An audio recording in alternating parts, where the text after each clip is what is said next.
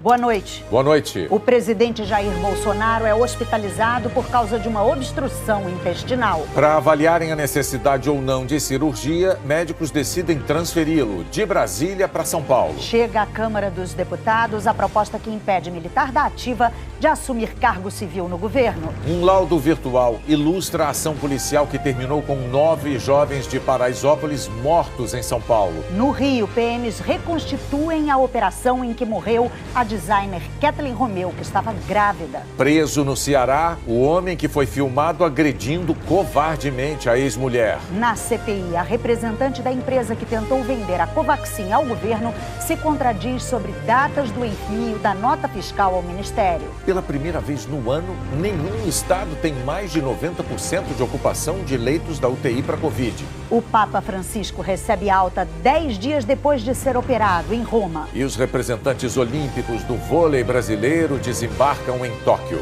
O Jornal Nacional está começando.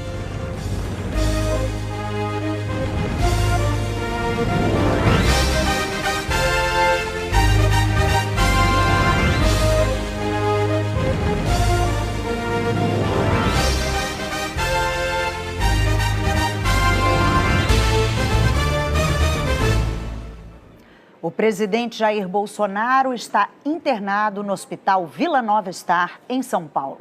Exames vão determinar se ele precisa ou não de uma nova cirurgia.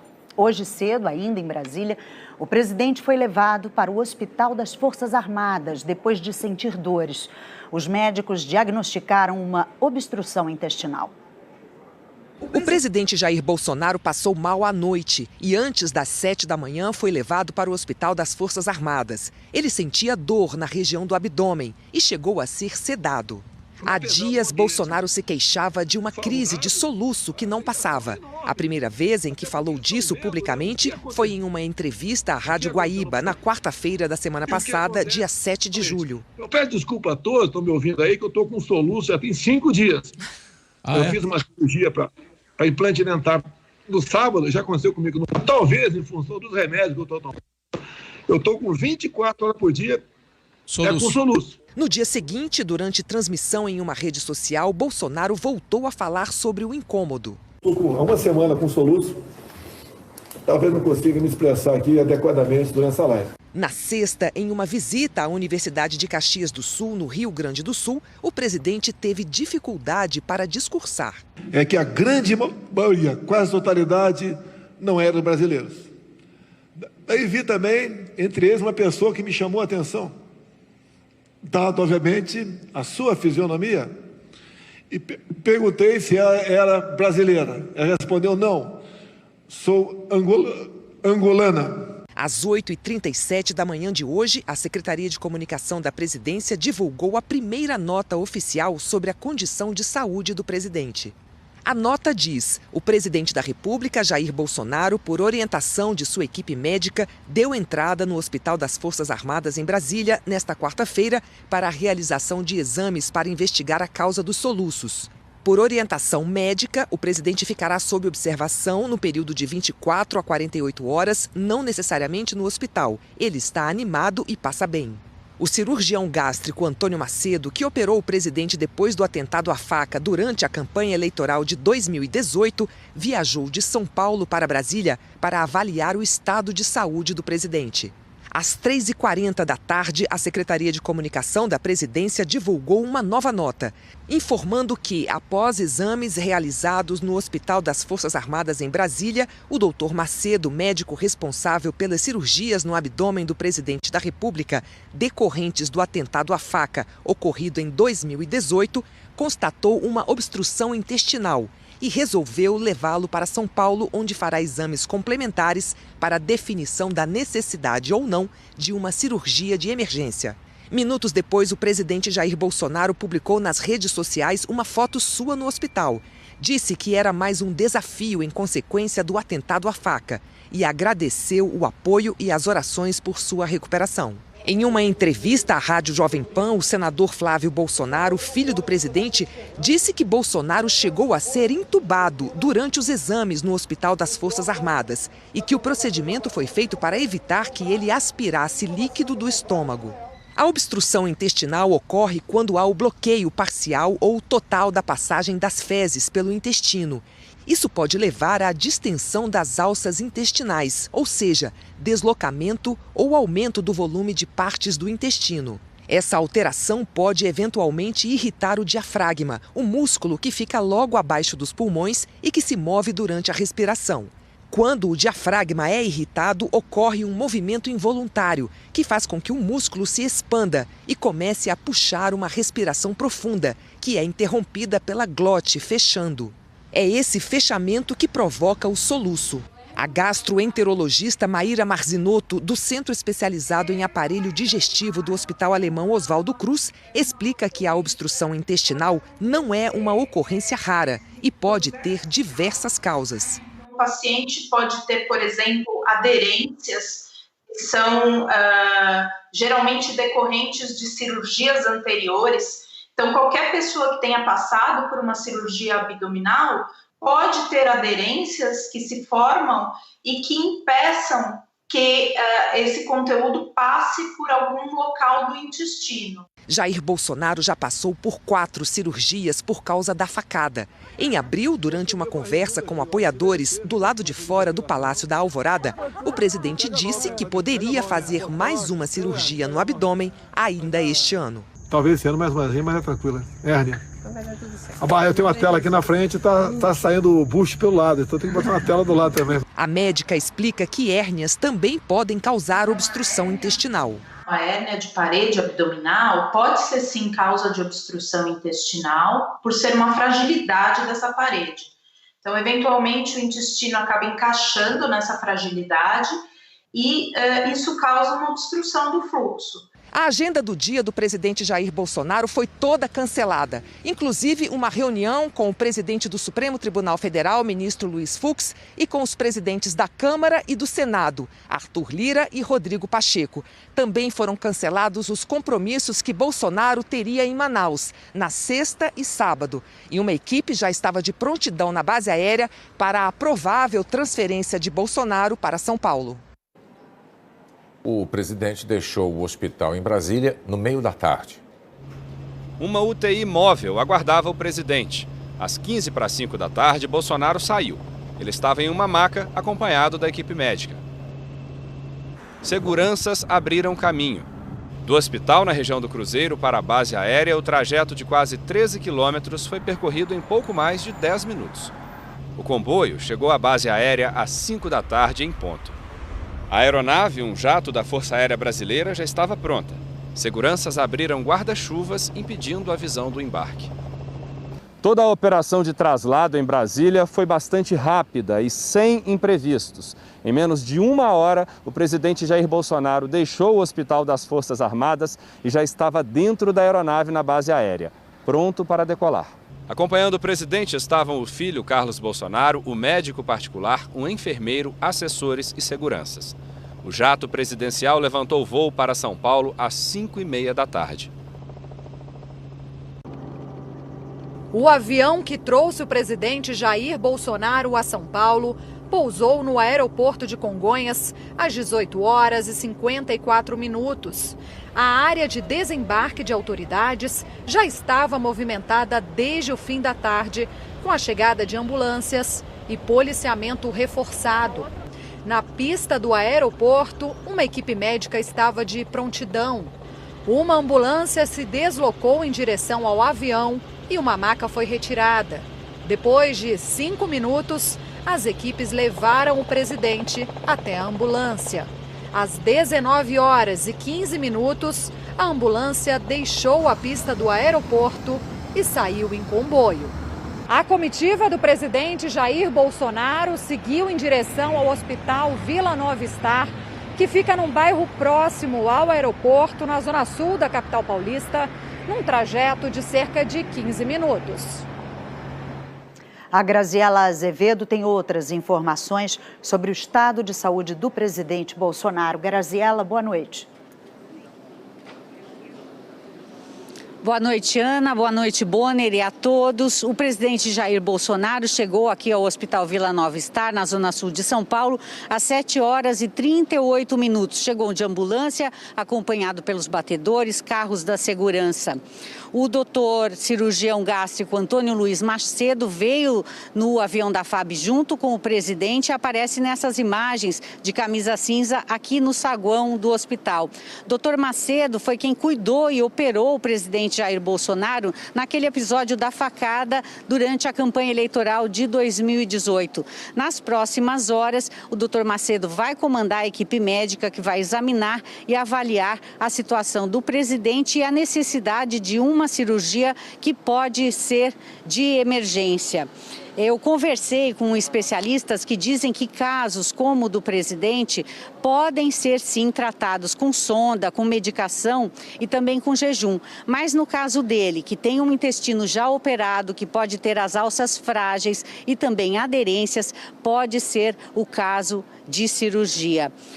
Fontes aqui do hospital informam que a obstrução seria parcial. Dr. Macedo, em breve, deve ser liberado para redigir aí o primeiro boletim médico e a imprensa aguarda, então, mais informações e detalhes sobre a situação de saúde do presidente. Ana. Obrigado, Graziela. Então, até já. O Papa Francisco teve alta hoje de manhã. Contente ao voltar para casa, o Papa Francisco apareceu sorridente depois de 10 dias internado. Antes quis passar na Basílica de Santa Maria Maggiore para agradecer a Maria, protetora dos romanos, pelo bom êxito da operação que sofreu no intestino. Francisco sempre recorre a este ícone religioso nos momentos mais difíceis. Nos dias em que passou no Hospital Agostinho Gemelli, o pontífice mandou muitas mensagens aos doentes, às crianças com câncer e aos idosos. Se tudo correr bem, em agosto, Francisco retoma as audiências públicas e, em setembro, visita a Hungria e a Eslováquia. Antes de deixar o hospital, Francisco se submeteu a todos os exames que deram bons resultados. Agora, o Papa continua a sua convalescença na Casa Santa Marta, onde vai passar todo o verão, como costuma fazer. A Fiocruz informou hoje que, pela primeira vez no ano, nenhum estado tem mais de 90% de ocupação de leitos de UTI para Covid. E a mortalidade tem caído há 3 semanas. A Fiocruz destaca que a vacinação tem feito a diferença. No estado de São Paulo, o governador João Dória, do PSDB, anunciou que a mortalidade por Covid caiu 46% de março a julho, graças ao avanço da vacinação. O momento de receber a dose de imunizante tem sido especialíssimo para os brasileiros. Quem tomou, sabe. Na hora de receber a vacina, quantas sensações. Quanta emoção. Vacinado. Muito obrigada, muito obrigada. Acabei de tomar minha primeira dose e entrei no carro e abri a boca para chorar. Não.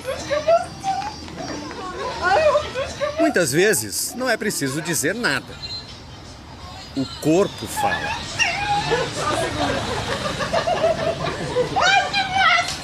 Mas esses brasileiros decidiram dividir nas redes sociais o que estavam sentindo. Jesus! O registro da alegria de ver chegar a sua vez. De se sentir leve para fazer graça. Para fazer a crítica bem-humorada contra absurdos que disseram da vacina. E contra o ritmo de imunização mais lento do que se deseja. É um misto de revolta com tranquilidade, saber que sim, eu estou vacinada no primeiro momento, na primeira dose, e que muitos outros brasileiros poderiam ter sido salvos. São tantas incertezas até chegar aqui, se vai ter ou não a vacina e quando, se você ou alguém que você ama vai ficar doente antes da imunização. Essa deveria ser uma hora para celebrar, mas acaba virando um momento também para extravasar a revolta contra a demora, contra quem nega a ciência, a dor. Muitos brasileiros chegam aqui de luto por ter perdido alguém. Mas, no fim, apesar de tudo, esse é o lugar para renovar as esperanças, na dose certa. A mãe sabe que só com a primeira dose ainda não dá para matar a saudade. O filho não teve a chance nem de planejar um reencontro. Wagner carrega uma homenagem. Perdeu a mãe e depois o pai em menos de 48 horas. O pai tinha acabado de tomar a primeira dose. A mãe ainda não tinha sido vacinada. Poderia estar com meus pais aqui, vacinados, juntos, né? E, infelizmente, se foram. Quanta história cabe num pedaço de papel. Thalita leva com ela 3 nomes e 3 datas. A mãe, a avó e o pai. Todos morreram de Covid em março, sem a chance de receber a vacina. Um misto de sentimentos de gratidão, né, por ter a oportunidade, mas também, de certa forma, uma tristeza, uma revolta pela minha família não poder ter tido a oportunidade que eu estou tendo e que muitas outras pessoas estão tendo. A psicanalista Maria Homem diz que muitos brasileiros estão encontrando, na hora da vacina, um momento de união. A gente tem a arena do posto de vacinação, que é muito bonito, né? Todo mundo é ator da sua história, você está na sociedade, literalmente, né? Com os seus vários sócios, vivendo junto a pandemia, a luta, o luto e a vacina, a proteção, a defesa, e nós dois juntos somos mais. Quem tomou, sabe. Na hora de receber a vacina, quantas sensações, quanta emoção. Gente, obrigada. O que passa na cabeça nessa hora? Eu não sei, é tanta coisa, né? Tanto tempo esperando. Acho que passa na cabeça, viva o SUS, viva a Fiocruz, viva o Butantan. Muito obrigada, gente. O Fábio Turci traz os números da pandemia e da vacinação no Brasil, reunidos pelo consórcio de veículos da imprensa. Turci, boa noite para você. Boa noite, Ana Luísa, Bonner, boa noite para todos. Começamos com os números da vacinação. 912.894 pessoas receberam a primeira dose de ontem para hoje e 667.939 a segunda dose ou a vacina em dose única. O total de doses do dia ficou em 1.580.833. Até agora, 86.332.655 pessoas receberam a primeira dose no país, o que representa 40,77% da população. E 32.118.717 pessoas receberam as 2 doses ou a dose única. Passamos dos 15%. São hoje 15,17% dos brasileiros imunizados. No mapa estão em verde escuro os estados que mais avançaram na imunização completa. Os 5 primeiros são Mato Grosso do Sul, Rio Grande do Sul, Espírito Santo, São Paulo e Pará. Agora os números da Covid. De ontem para hoje, o Brasil registrou 1.574 mortes. Desde o início da pandemia, 537.498 pessoas morreram por causa da doença. Foram confirmados 56.956 novos casos nas últimas 24 horas e o total chegou a 19.209.021.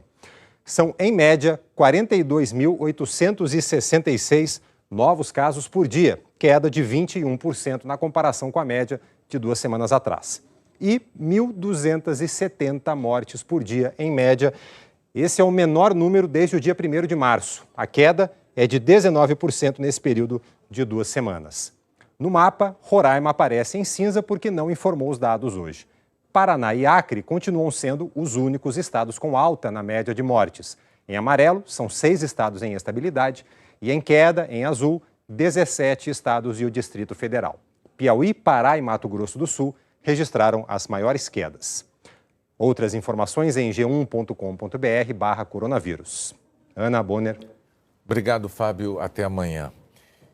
E olha, neste 14 de julho, a CPI da Covid recebeu um documento do Ministério da Saúde do Brasil com um parecer contrário ao uso de cloroquina, hidroxicloroquina e outros medicamentos do chamado kit Covid em pacientes hospitalizados com a doença. É uma nota técnica que está sendo analisada pela Comissão Nacional de Incorporação de Tecnologias do Sistema de Saúde e deve ser adotada como orientação para a rede pública e privada de saúde. A nota informa que medicamentos do tal kit foram testados e não mostraram benefícios clínicos. Hoje é 14 de julho. A OMS, cientistas e infectologistas têm alertado sobre a ineficácia desses medicamentos e os riscos para a saúde dos pacientes desde o segundo semestre do ano passado. A seguir, a onda de violência na África do Sul depois da prisão do ex-presidente Zuma. Um laudo virtual ilustra a ação policial que terminou com 9 jovens de Paraisópolis mortos em São Paulo.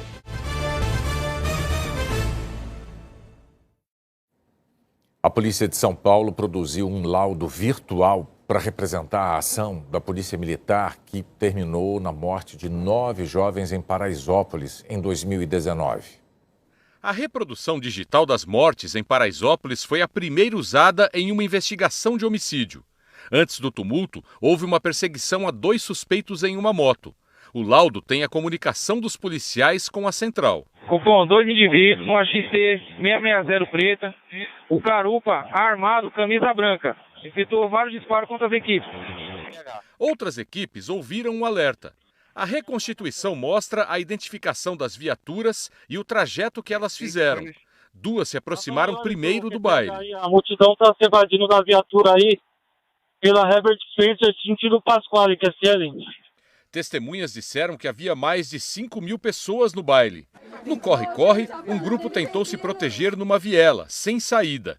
Os 9 jovens mortos foram representados pelas figuras em vermelho. A chefe da operação pediu socorro pelo rádio.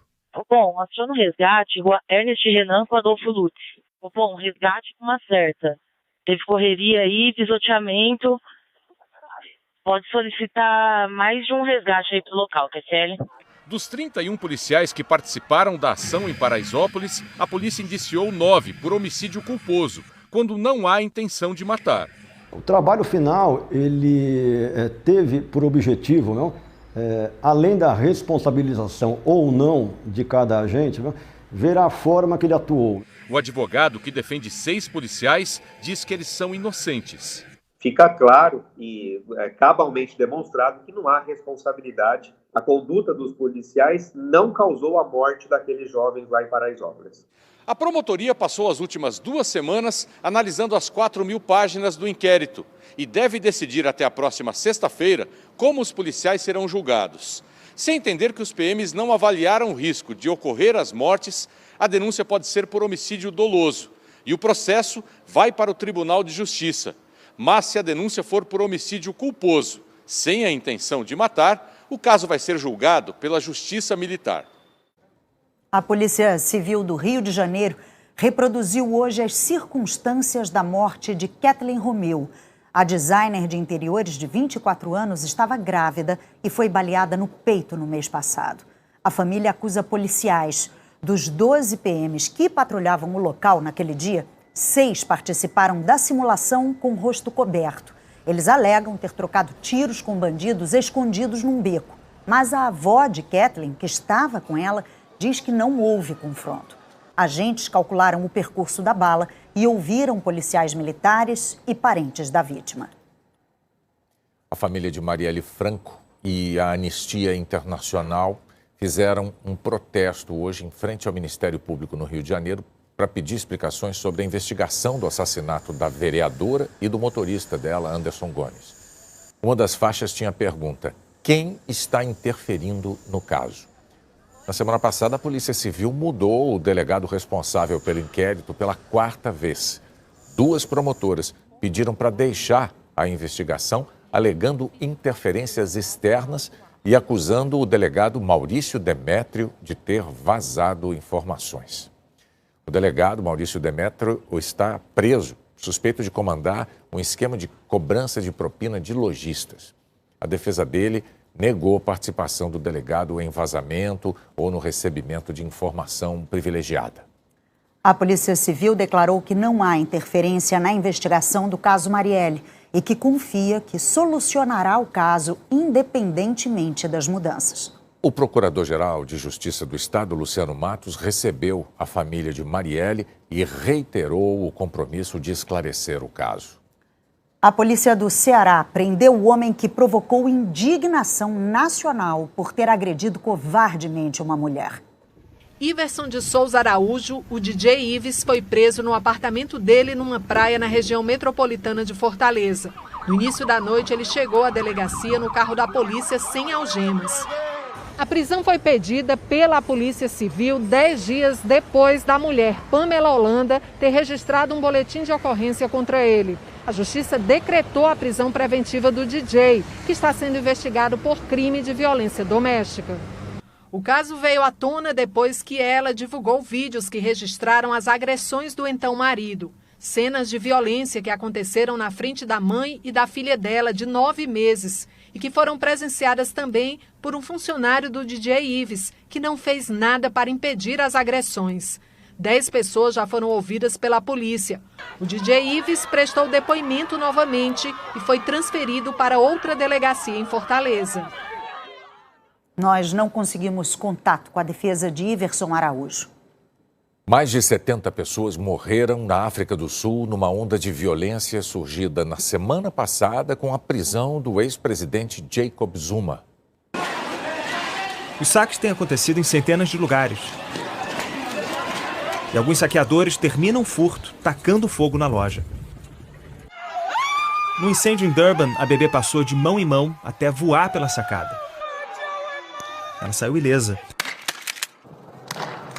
Mas a violência deixa corpos pelo chão em todo o país. A polícia atirou contra a multidão de forma indiscriminada com balas de borracha. Os policiais prenderam no atacado. Já são mais de 1.200 detidos. A vacinação contra a Covid chegou a ser interrompida em algumas regiões por falta de segurança. E o governo já fala em crise de abastecimento de comida e de combustíveis. A polícia acha que os tumultos acontecem de forma espontânea, mas também por articulação política. A fundação de Jacob Zuma disse que não haveria paz até a libertação dele.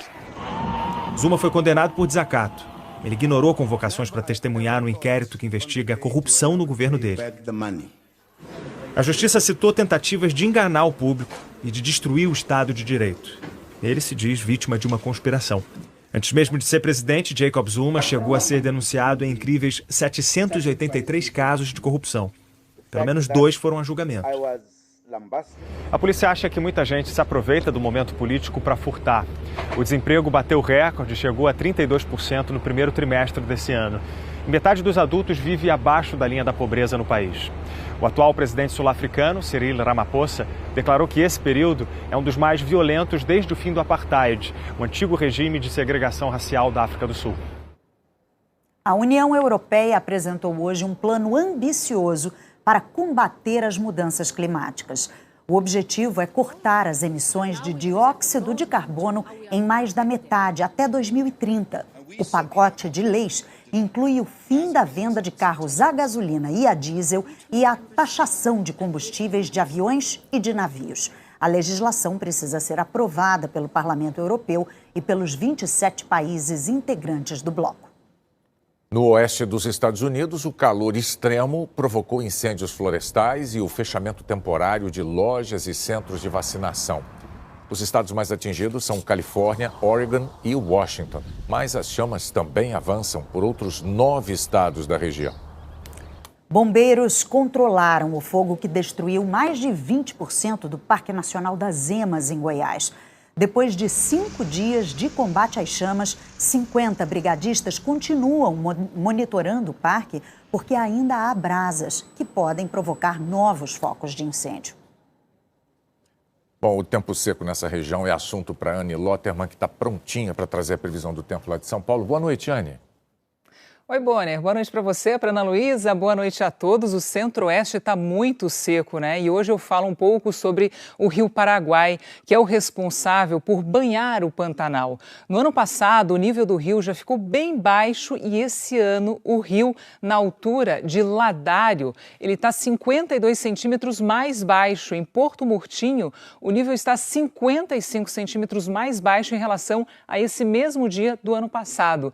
A maior parte do bioma bioma Pantanal está em Mato Grosso do Sul. Mas para abastecer o Pantanal é necessário chover aqui, ó, na altura de Cáceres e no rio Cuiabá, que é um dos principais contribuintes do rio Paraguai. É onde normalmente chove mais e onde estão os aquíferos mais produtivos. A pouca chuva no estado de Mato Grosso tem influência direta no que acontece no Pantanal. É aqui que tem que chover para abastecer o Pantanal. E nos próximos 15 dias tem previsão de chuva bem isolada no centro-oeste. Mas mesmo de chover, ela não será com muito volume, não. E a ventania que você disse que tinha para destacar hoje, é onde? É uma ventania, viu, em grande parte, uma grande área do país, viu, Bonner? Olha só, 50 km por hora na região sul, São Paulo, até Mato Grosso do Sul. No litoral do Rio Grande do Sul pode ser até mais forte. É esse sistema aqui de baixa pressão com uma frente fria que vão provocar a ventania e chuva, com temporais nessa área aqui laranja do nosso mapa, mas ela também se espalha pelo Rio Grande do Sul até sul de Mato Grosso do Sul. Pode chover forte também no litoral do Rio Grande do Norte e da Paraíba e no extremo norte da região norte. Destaco aqui as cidades com os maiores volumes: Cruz Alta, no Rio Grande do Sul, Chapecó, em Santa Catarina, Florianópolis, João Pessoa e também em Manaus. E o sol aparece e não chove do Acre até o Rio Grande do Norte, passando pelo sudeste, praticamente todo o centro-oeste e na fronteira do Rio Grande do Sul. Em São Paulo, a máxima de 28 graus. No Rio de Janeiro, calor de 32 graus. Porto Alegre, 20, Cuiabá, 37, em Manaus, 31 e em Salvador, 27 graus. Em Campo Grande, amanhã o calor chega aos 33 graus. No domingo, a temperatura não passa dos 24. Curitiba, 24 graus. Amanhã, sexta, 16. No fim de semana, a temperatura sobe um pouquinho, porque uma outra frente fria vai avançar e vai trazer frio, mas aí é mais forte na semana que vem. Tá certo. Obrigada, Anne. Boa noite. Até amanhã. As seleções brasileiras masculina e feminina de vôlei desembarcaram em Tóquio. Um sinal que nos emociona. É uma conquista ver Renan Dalzotto chegar assim ao Japão. No dia 21 de maio, o técnico da seleção masculina de vôlei deixava o hospital após 36 dias internado na UTI com Covid. Eu vim de uma situação bastante complicada, né? De uma recuperação muito intensa e que deu tudo certo. Então hoje eu estou feliz de estar aqui, muito feliz de estar aqui. Renan caminha em busca do 4º ouro olímpico do Brasil. Elas vão lutar pela 3ª dourada. Já estamos em solo japonês, acabamos de pousar. Terra onde o vôlei começou sua história olímpica. Foi no Japão, em 1964, que a modalidade passou a fazer parte dos Jogos. Em 2021, há um mundo diferente. No mesmo dia em que as seleções brasileiras de vôlei chegaram a Tóquio, houve um alerta. A capital registrou nesta quarta 1.149 novos casos de Covid. É o maior número desde o dia 22 de janeiro, considerado o pior período da pandemia aqui. Horas depois deste anúncio, foi confirmado um caso de Covid na equipe feminina de rugby da Rússia. O massagista testou positivo e todas as atletas ficarão isoladas. Em reunião com o primeiro-ministro do Japão, Yoshihide Suga, o presidente do Comitê Olímpico Internacional, Thomas Bach, disse que 85% dos atletas e oficiais que ficarão na Vila Olímpica estarão vacinados. E quase 100% dos membros do COI também. Nestas Olimpíadas, o desafio para todos será muito maior. A seguir, as últimas informações sobre a internação do presidente Jair Bolsonaro. E a contradição de datas no depoimento da representante da empresa que negociou a vacina Covaxin com o governo.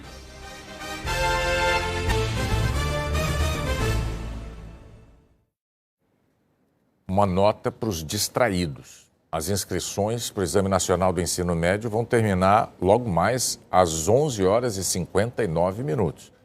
Todos os interessados no Enem devem se inscrever, mesmo quem obteve isenção da taxa de R$ 85. A página do Jornal Nacional na internet tem outras informações sobre o exame e também o caminho para baixar o aplicativo G1 Enem. Depois de subir em abril, o índice de atividade econômica do Banco Central registrou queda de 0,43% em maio, na comparação com o mês anterior. Economistas esperavam uma alta de cerca de 1%. Apesar do resultado mensal negativo no ano, o IBC-BR acumula alta de 6,6%. O índice é considerado uma prévia do PIB. Começou a tramitar na Câmara dos Deputados a proposta de emenda à Constituição que impede militar da ativa de assumir cargo civil no governo. Para começar a ser discutida, a PEC precisava da assinatura de pelo menos 171 deputados. A deputada Perpétua Almeida, do PCdoB, autora da proposta, conseguiu 189. Deputados de todos os partidos assinaram a PEC. A proposta estabelece duas exigências. Militares com menos de 10 anos de carreira terão que pedir afastamento para assumir cargos públicos. E quem tiver mais de 10 anos irá automaticamente para a reserva. Mas os militares continuariam ocupando, sem precisar se afastar, cargos estratégicos para a segurança e soberania nacional, nas áreas nuclear, cibernética, espacial e da defesa. O número de militares da ativa e da reserva em cargos civis mais que dobrou no governo Bolsonaro, um aumento de 122%, segundo o levantamento do Tribunal de Contas da União. Em 2018, eram 2.765 militares em postos civis. No ano passado, esse número chegou a 6.157. O ex-ministro da Saúde, general da ativa, Eduardo Pazuello, é um deles. Deixou a pasta em março e hoje atua na Secretaria Especial de Assuntos Estratégicos da Presidência da República. A Ordem dos Advogados do Brasil e 5 ex-ministros da Defesa divulgaram notas elogiando a PEC. Os ex-ministros afirmaram que a proposta propõe, em boa hora, a regulamentação da participação de militares da ativa em funções de governo, separando aquelas de natureza técnica e que podem ser atribuídas a militares daquelas que permitam o risco da politização das Forças Armadas, com consequências nocivas para estas instituições e para o país.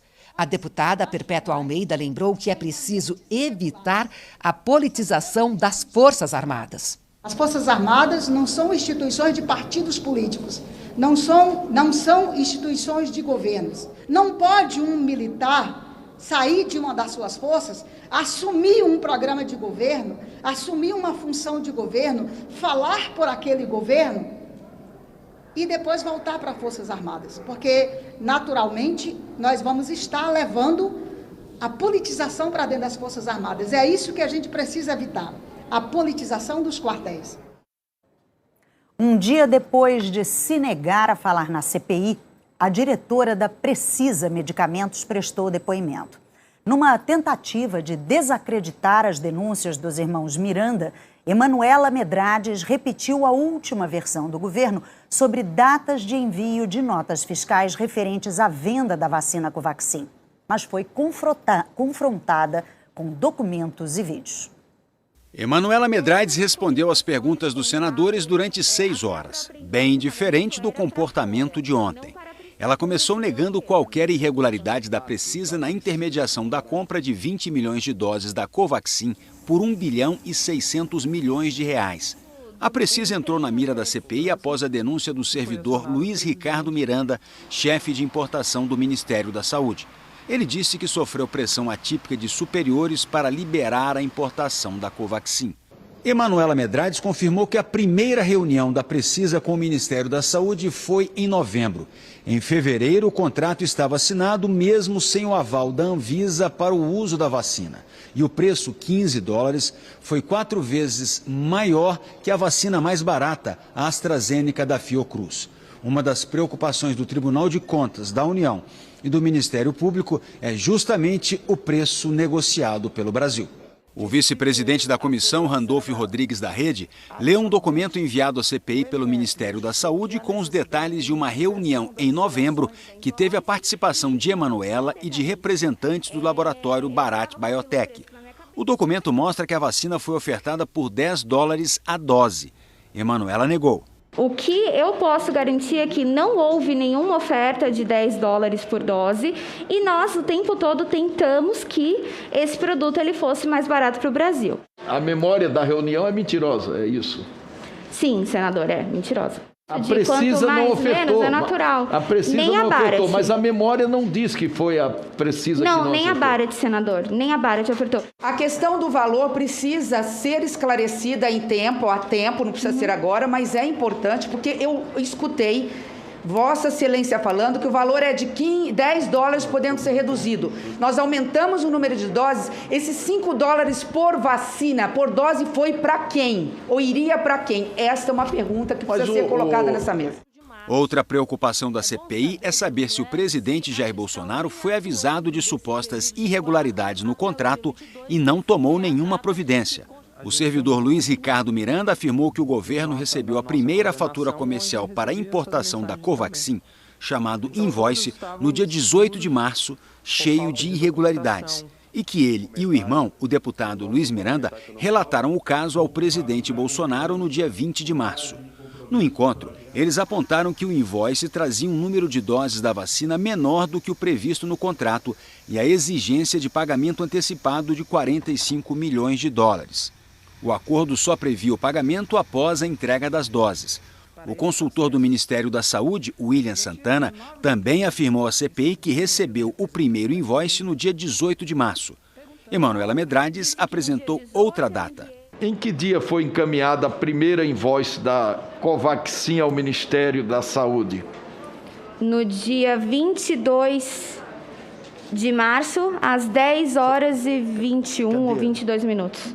O relator Renan Calheiros, do MDB, exibiu então um vídeo de uma audiência pública do Senado no dia 23 de março, em que a própria Emanuela deu uma versão diferente. Na ocasião, ela disse que enviou invoices na quinta-feira anterior à audiência, 18 de março. Estamos usufruindo da RDC 476 para poder importar esse produto em caráter excepcional. Inclusive, na quinta-feira passada, nós fizemos o pedido, encaminhamos as invoices, alguns documentos, temos alguns documentos para serem retransmitidos ao pessoal do DIMP e estão todos super solícitos, nos atendendo de uma forma pensando realmente na urgência que o assunto demanda. Mas Emanuela insistiu à CPI que o documento só chegou ao Ministério no dia 22 de março. Na quinta-feira, eu realmente criei o link do Dropbox. A quinta-feira foi a primeira vez que eu encaminhei documentos técnicos para o Ministério da Saúde através do Departamento de Importação. Mas ainda assim, eu já disse aqui, eu não fui detalhista nas questões das datas, eu não fui. E eu já provei que esse documento não estava com o Ministério no dia 18. Ele só apareceu no dia 22. E, mais uma vez, eu desafio o William Amorim e o Luiz Ricardo a demonstrarem o contrário. Porque eu provei e eu provo quantas vezes for necessário. Informação importante, viu, senhor relator? Muito importante. Presidente, é muito importante fazer a cariação. É isso aí. Porque, se na querem realidade, a verdade, cai por terra, frente a frente. O suposto crime de prevaricação cai por terra. É muito importante a gente trazer. Senhor presidente, pela ordem. Essa versão foi apresentada pela primeira vez pela tropa de choque do governo no depoimento de William Santana, na semana passada. O presidente da CPI, Omar Aziz, do PSD, disse que fará a cariação entre Emanuela, Luiz Ricardo Miranda e William Santana. O senador Marcos Rogério, do Democratas, saiu em defesa do governo. Disse que toda a discussão não fazia sentido porque o governo não pagou nada pelas vacinas da Covaxin. Lhe pergunto objetivamente, quanto a empresa Precisa ou a Barat recebeu desse governo, do governo Bolsonaro, nesse contrato? Nada. Não, peraí. A oposição disse aqui que esse é o maior esquema de corrupção do governo Bolsonaro. Eu vou lhe fazer a pergunta de novo. Quanto o governo, o Ministério da Saúde, pagou nesse contrato da Covaxin, o governo Bolsonaro? Nada. O contrato de compra da Covaxin foi suspenso pelo Ministério da Saúde após as denúncias de irregularidades virem à tona. Nenhuma dose foi entregue até agora e o governo não efetuou o pagamento. Mas desde fevereiro, 1 bilhão e 600 milhões de reais estão empenhados, reservados para a Covaxin. Dinheiro que não pode ser usado, por exemplo, na compra de outras vacinas. Senadores independentes e de oposição também questionaram o fato de o Ministério da Saúde ter fechado contrato com a Precisa, mesmo sabendo que a empresa é de propriedade da Global, que em 2018 recebeu 20 milhões de reais para entregar medicamentos de alto custo, mas não cumpriu o contrato. Emanuela Medrades disse que o caso global não foi discutido nas negociações pela vacina. Mas foram os questionamentos sobre a data de envio da primeira fatura de importação que dominaram o depoimento. Randolfo Rodrigues apresentou outro vídeo em que o ministro da Secretaria-Geral da Presidência, Onyx Lorenzoni, e o ex-secretário executivo do Ministério da Saúde, Elcio Franco, contradizem a versão de Emanuela Medrades. Este documento foi apresentado no dia 19. Então, ele foi recebido pelo Ministério da Saúde em 18 de março. A senhora ouviu aí o coronel Elcio falando dia 18. Na mesma coletiva, o secretário-geral da Presidência da República, o senhor Onyx, fala em dia 19. Qual foi a data? A primeira invoice foi enviada para o Ministério no dia 22, conforme todas as provas que a gente já colocou aqui. Então, veja, todo mundo está mentindo. Então, eles se equivocaram, provavelmente, mas... Mentiram. Eles se equivocaram e não tem nada... Se equivocaram com o documento, doutora Emanuela? Dia 22. Eu sei que eu enviei dia 22. Se eles estão com desencontros... Perfeito. Vamos tranquilamente aqui, doutora Emanuela. Vejamos. A prova técnica, senhora... Porque, veja, o William se confundiu... Vamos lá, o Luiz Ricardo se confundiu, o ministro Onyx se confundiu e também o coronel Elcio Franco se confundiu. Vamos trabalhar então com essa hipótese que todos se confundiram. E mais uma hipótese. O negócio não tinha nem pressa, que demoraram 3 dias para enviar. Pra você ter uma ideia. Então, todos esses se confundiram. Não, e Luiz Miranda virou Nostradamus, né? Porque sonhou com uma logomarca na Madison com assinatura e carimbo e falsificou a assinatura, o carimbo, que coincide com o invoice verdadeiro. A CPI também havia marcado para ouvir hoje o dono da Precisa Medicamentos, Francisco Maximiano, mas adiou o depoimento para agosto. Agora há pouco, o presidente do Senado, Rodrigo Pacheco, autorizou a prorrogação dos trabalhos da CPI por mais 90 dias. Com isso, a comissão tem até o início de novembro para aprovar o relatório final se o Congresso entrar em recesso na próxima semana. Agora a gente vai voltar para São Paulo para as últimas informações sobre a internação do presidente Jair Bolsonaro. Graziela. Oi, Bonner. Quando o presidente Jair Bolsonaro chegou aqui ao hospital na Zona Sul de São Paulo, pouco depois das 7h30 da noite, a sala da tomografia já estava preparada para recebê-lo. Agora há pouco, o hospital divulgou uma nota, ainda não é um boletim médico detalhado, dizendo que o senhor presidente foi transferido nessa noite aqui para o hospital na Zona Sul de São Paulo, após passar por uma avaliação no Hospital das Forças Armadas em Brasília e ser diagnosticado com um quadro de suboclusão intestinal. Após avaliação clínica, laboratorial e de imagens realizadas, o presidente permanecerá internado inicialmente em tratamento clínico conservador. O doutor Antônio Luiz Macedo e outros médicos da equipe assinam essa nota. Especialistas dizem que esse costuma ser o tratamento. Primeiro se tenta o tratamento clínico e depois, se houver necessidade, a cirurgia. Bonner, Ana. Obrigada, Graziela. O Jornal Nacional fica por aqui. O Jornal da Globo é depois do Cinema Especial. Boa noite. Boa noite e até amanhã.